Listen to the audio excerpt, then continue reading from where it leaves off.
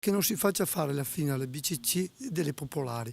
È quella di Raffaele Baratto, un'altra delle voci critiche sulla decisione di trasformare i crediti cooperativi in società per azioni e raggrupparli in 3 gruppi su scala nazionale. E non una voce qualsiasi, ma da chi ha la visione privilegiata del Parlamento e della Commissione che sorveglia di fatto l'economia italiana.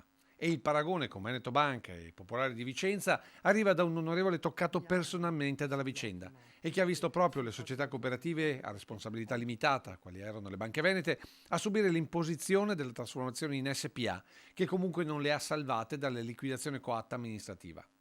Del resto il ragionamento dell'onorevole Baratto è molto semplice. Cambiare la cooperazione economica per una società di capitali, quella della SPA, significa cancellare un modello di finanziamento locale che funziona da oltre un secolo, con il rischio concreto di spezzare quel rapporto tra risparmiatori e imprenditori garantito da dirigenze nate e cresciute nei territori.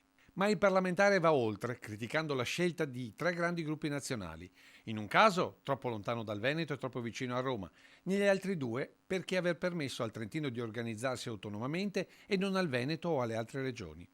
Per questo si annuncia battaglia in Parlamento fino all'ultimo giorno utile. Io credo che bisogna stare attento a questa vicenda, anche perché entro fine anno dovrebbe partire il tutto. Mi auguro che si blocchi un attimo, che si faccia un ragionamento, perché dai soldi si rischia di arrivare ad avere carte e i risparmiatori rischiano di trovarsi senza niente.